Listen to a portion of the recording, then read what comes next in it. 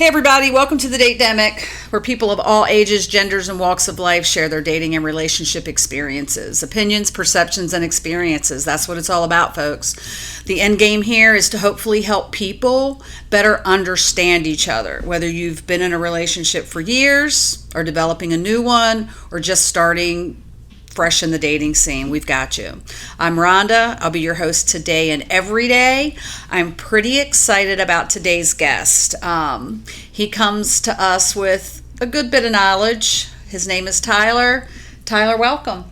Thank you for having me. Excited to be on here today. Yes. So what is your relationship status? I am a early 30s single male. A single male. By choice?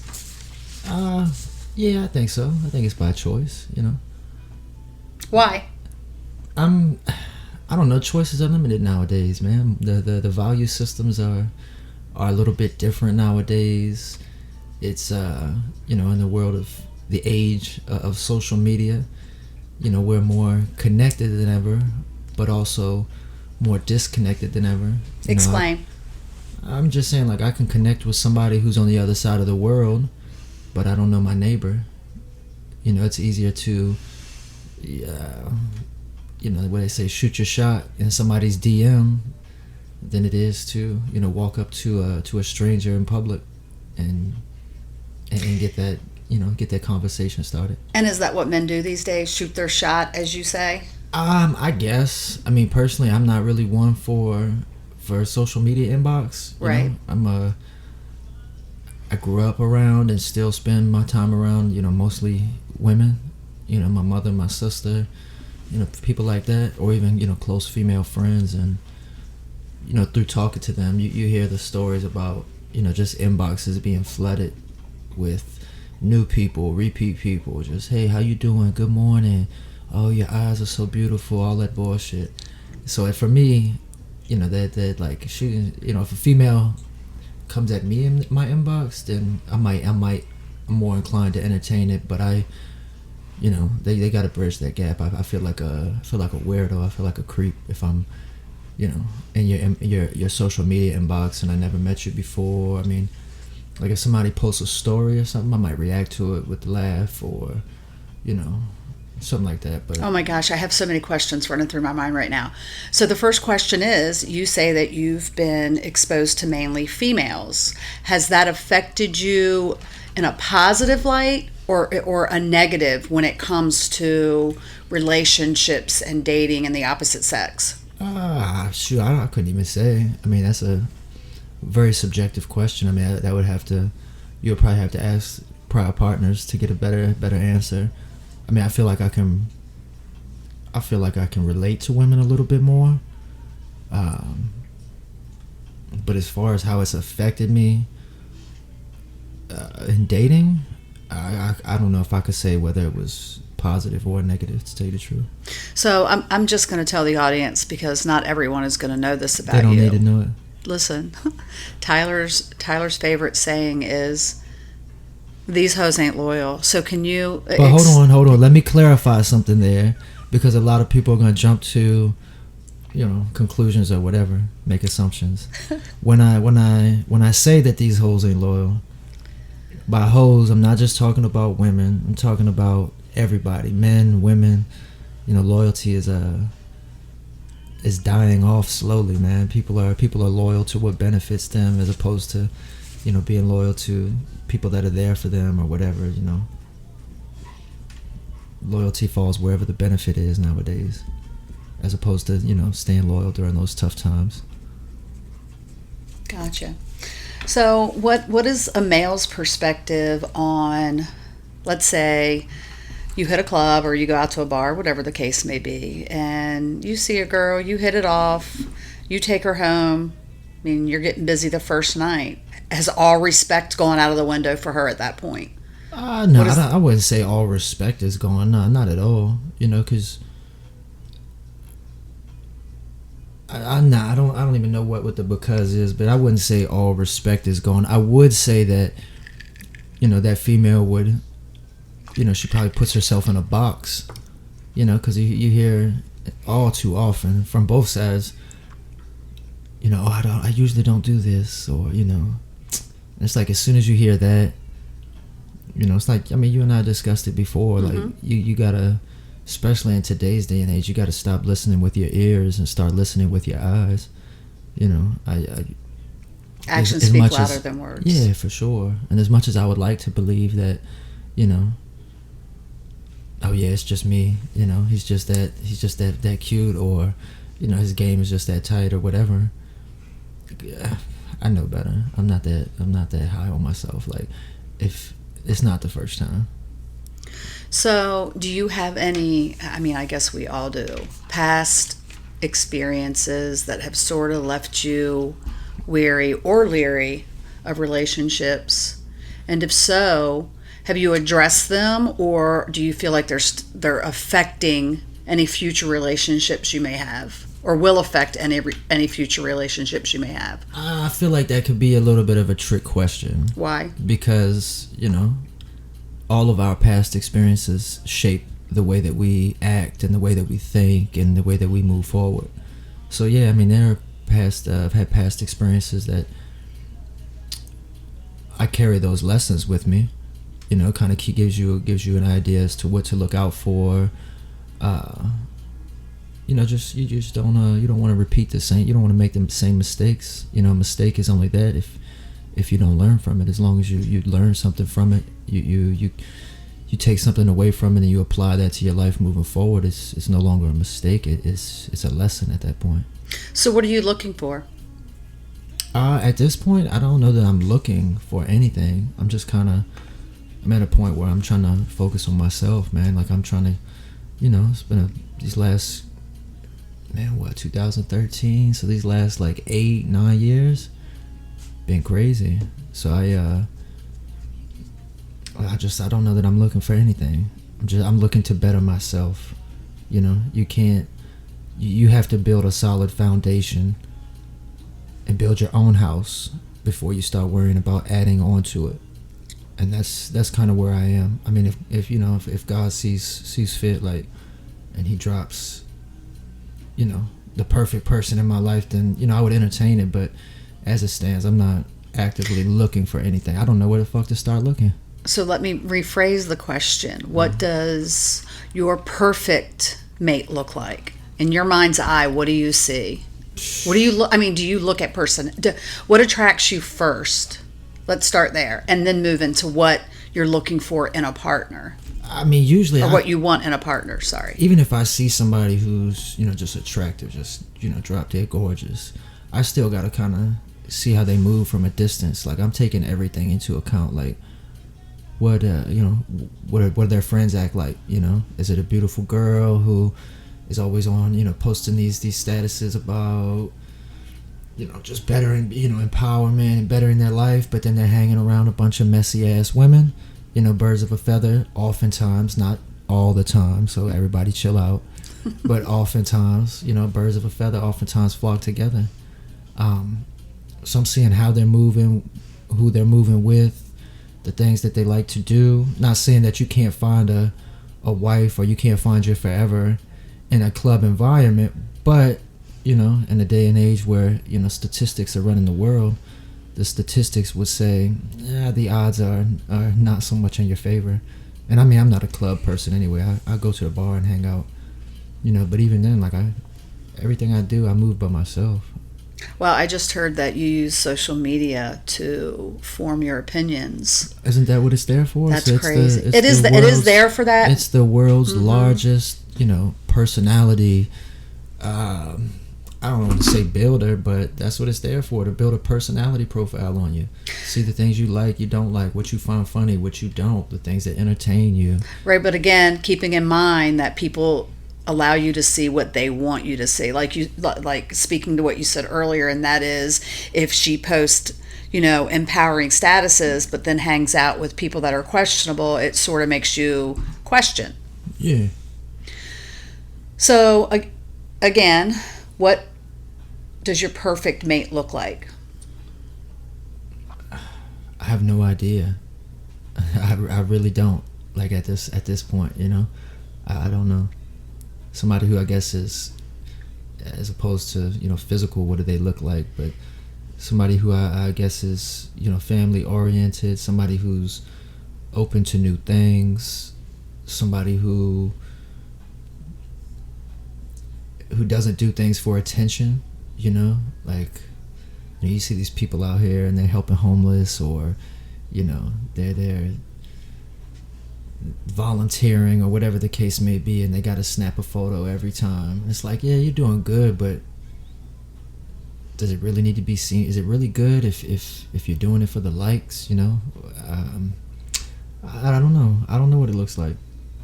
So speaking of likes, Oh shit. yeah, let's just say, hypothetically speaking, you're dating a girl and you see that, she's busy on social media. We all are. It's we don't get out of a lot of people don't get out of the house a lot. It's a way for us to stay connected. And you see that she's liking specific men's pictures constantly. How would that make you feel, one, and how do you address that, if you even feel it needs to be addressed at all? I don't know. I mean, that's probably something that, I don't know. It would depend on the relationship between them. Just the whole, again, it's not just one thing. You gotta take the whole body of work into account. Like, if I'm dealing with and this might be off topic, I don't know, it might relate, we'll see. But if I'm dealing with a woman and, she's constantly, not even constantly, she's just posting pictures of, her laying in bed, and, you can see her legs all the way up until about her snatch. Or just, oh, I'm drinking coffee, and that's all you can see is just legs and a little coffee mug or something, or, oh, how you like my new blouse, and it's, a whole bunch of titty. The chances are, I mean, that's not the type of female that I'm gonna go for, again, and this is just me, but, immediately, even if we've never even spoken before, we're just, for social media friends, like, you've already put yourself in a box. I'm not looking to make anybody my wife or my forever, however you want to word it, that's attention seeking, or, it's, what's the draw to something that everybody has seen. If I want something that's for me, that's mine, and I'll reciprocate that, obviously. I'm not gonna be posting my Johnson or any of that shit, I don't know if that answers your question, but it's the closest I can get to answering. But you take into account the full body of work. If you're out there and it's like, all right, well, you're on every one of his pictures, or I'm on every one of this girl's pictures. Like, there's, cheating doesn't always have to happen physically. You can cheat in your mind before you ever get the opportunity physically. So, if there's already groundwork laid for that, then, for my own sake, for your own sake, it's probably best to steer away. So, what is most important to you in a relationship? Like, again, just that absolute loyalty.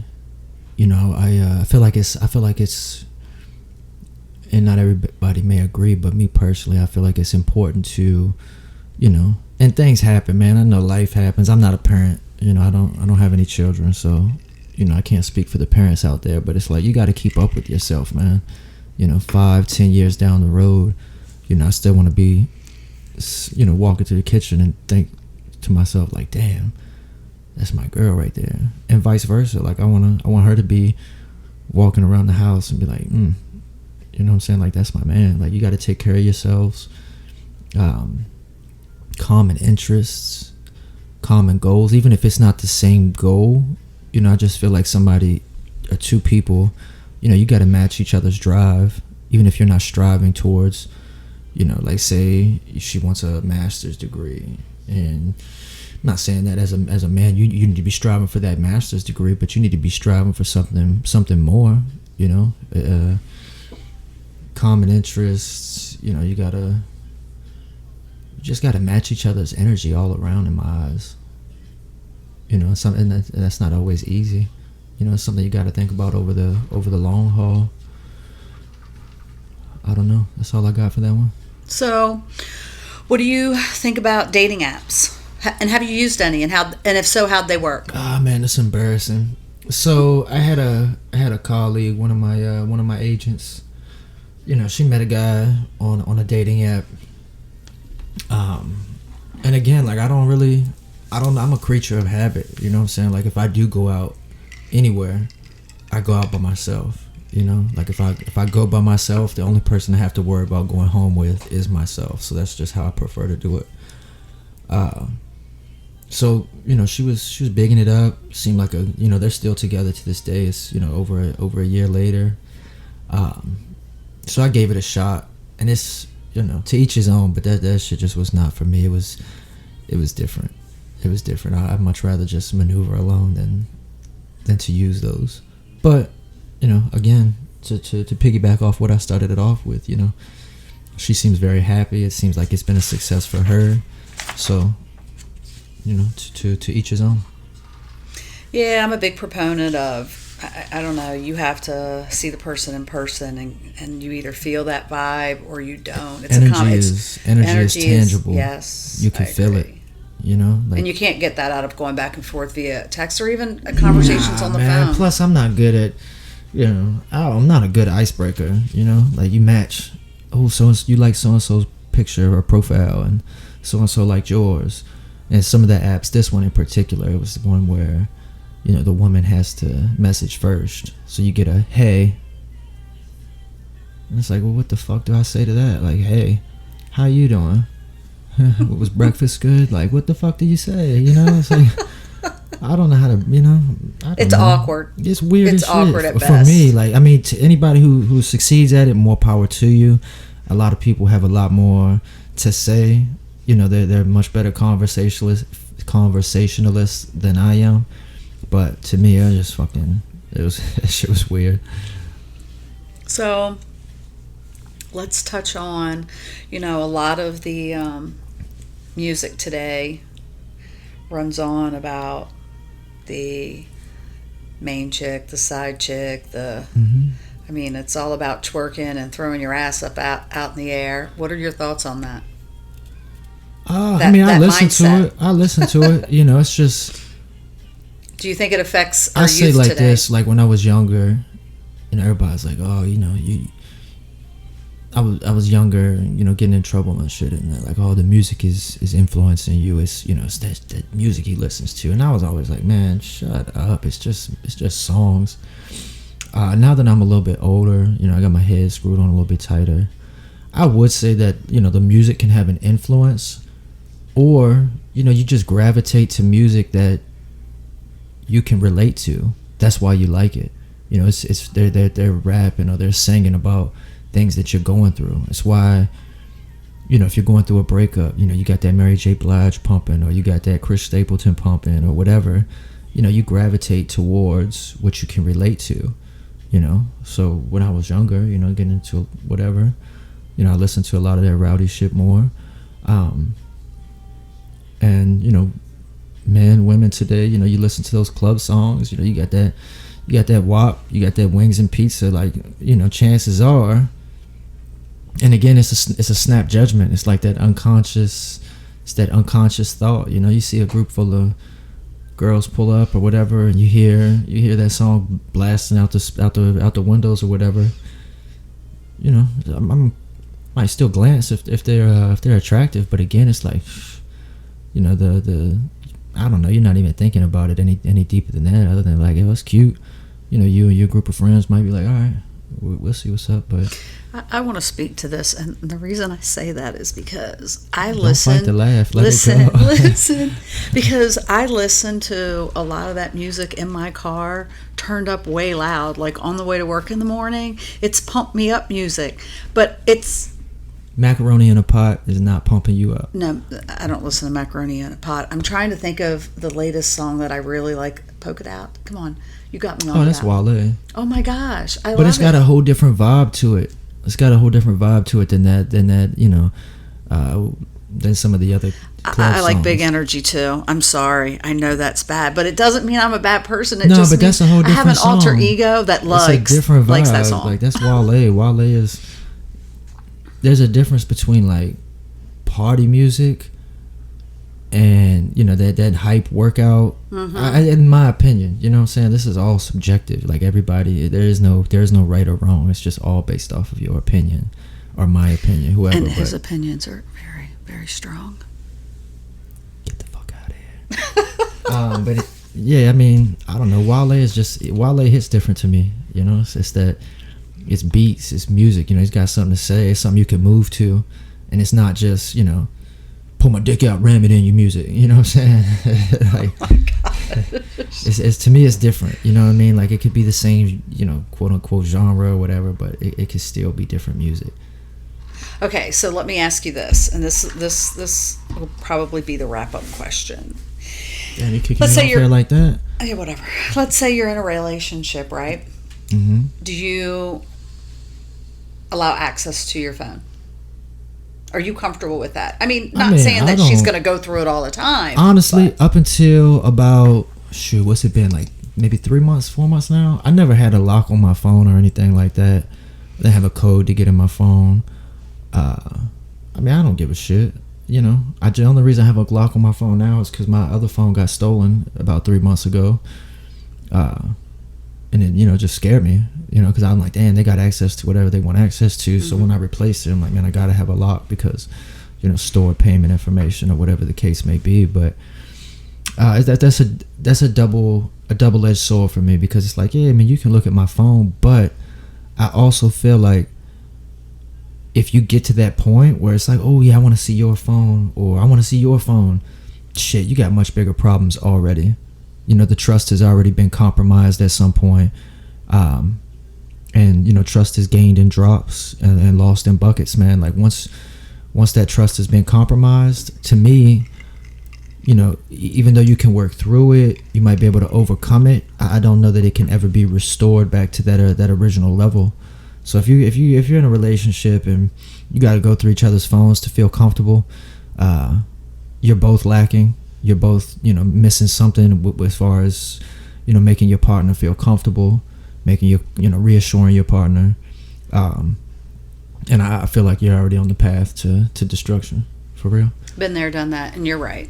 Once you start looking, you don't stop. Yeah, it's a wrap. And someone once told me, if you look hard enough, you'll find. You're going to find what you're looking for. Period. You're going to find something. You're going to find something. Your mind's eye is whatever.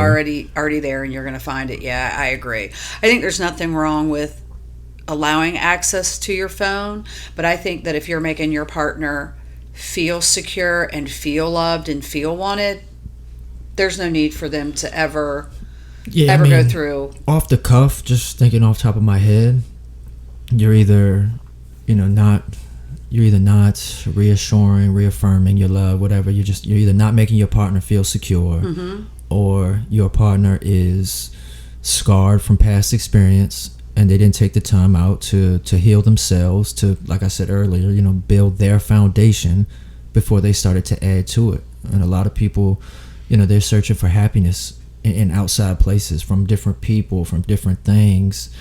And it's just something that I'm still trying to teach myself. But if you're searching for happiness from anywhere but within, you're never going to find it. Happiness is not. You can hit the lotto tomorrow, and a lot of things in your life might get easier, but you're not going to be. You might be happy in moments, but in life, you're not going to be happy. You still, a full bank account, an empty spirit, empty soul, or whatever. So, I agree. Wherever you go, there you are. Yeah, and that again, it's a that decision that you have to make when your feet touch the ground every morning. It's like, regardless what life throws at me, I'm gonna be happy. I'm gonna make the most out of it. And that's, I say it like it's nothing, but it's much harder. It's work. Much harder to do than it is to say. But you have to. Again, it's just like anything else in life. If you want to achieve it, or you want to get there, you have to work do what you at gotta it. do. Yeah, you gotta want it. You gotta work at it. There are days I wake up and think, "Fuck," but you know what? I paste the smile on, and if you put that smile on through the struggle, it eventually it spreads. It spreads throughout. And it's tough because we live in a world that the negative is what gets highlighted. If somebody's doing something good, it's like, oh yeah, you're supposed to, or It's expected. At your job, if you're exceeding your sales targets, or your customer service is top tier, or you're acquiring all these new clients, it's like, yeah, you're supposed to do that. But shit, miss a couple days of work, all that shit goes out the window. It's always the bad that's going to be magnified versus the good is just expected. And it's crazy when we live at a day and an age where the negative seems to be so rampant, and the positive seems to, you got to really seek it out to find it. It's much harder to find. I agree. So, do you have any advice for women that are in the dating scene right now? What advice can you give them from a man's perspective? Just make a motherfucker work for it, man. Like, if you really think you're looking for somebody, don't just settle for, what is it nowadays? Like, just the Netflix and chill. If that's what you're looking for, that's cool. There's nothing wrong with that. Just be open about your intentions. If you're going to share yourself with somebody, male, female, both y'all, like, or what else is there today? TIAQ, question mark, all that shit. Just demand it off the muscle. Demand whatever it is off the muscle. You want to be treated like a queen, act like a fucking queen. Demand that, the dates. And I'm not saying, you need to take me to Ruth's Chris Steakhouse or Benihana's or anything like that. But, there's other things you could do. Like, go out and do something, see things. Like, or even if y'all do Netflix and chill, just make somebody earn it, man. Make somebody earn it. Make sure that you want it. Make sure that you make them make sure that they want it. A lot of times people think they want something until they get it, and then it's like a switch flips. I know that's been I've experienced it personally before. It's like, yeah, I want this, or I want her, or I want that, and then you get it and it's like, shit, I didn't want this as bad as I thought I did. So just be forward with your intentions. You know what I'm saying? Like, again, like I said, a couple seconds ago, if you're just out here and you're just looking to, be free, do your thing, that's fine, as long as you're not portraying something different to the people that you're doing it with. Just be open about your intentions, put it on the table and put it as like a take it or leave it type of situation. It doesn't have to be any ill will if it's a no, or ill will if it's a yes. Just like I said, if you're sharing yourself with somebody and they're sharing themselves with you, each of you has the right to know what they're getting into, period. Be honest. Yeah, that's from the cuff. Be honest. Off the jump, just be honest. Any advice for men looking? These hoes ain't loyal, bro. And I would just say, take the whole picture into account, man. If she's with a bunch of messy women, chances are she's gonna be messy, man. Like. And again, to everybody involved, I feel like the advice is essentially the same on both sides. It's just listen with your eyes. You have two of them for a reason. Just listen with your eyes. Don't if somebody preaches something or somebody says something, you should be able to see it through their actions, not just their words.